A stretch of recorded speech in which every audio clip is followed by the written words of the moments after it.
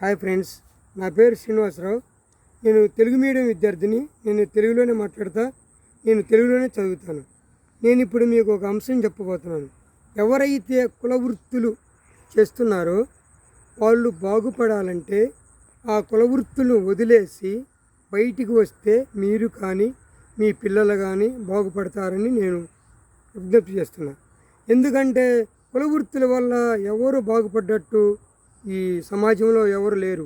వాళ్ళు బయటకు వచ్చి విద్యను నమ్ముకొని విద్యను చదివితే కానీ తప్పక ఆ వృత్తుల వల్ల మీరు సమాజంలో చిన్న చూపు చూడటం తప్పక మీకు వృద్ధి అనేది ఉండదు, గౌరవప్రదమైనది కూడా కాదు ఇప్పుడున్న సమాజాన్ని బట్టి.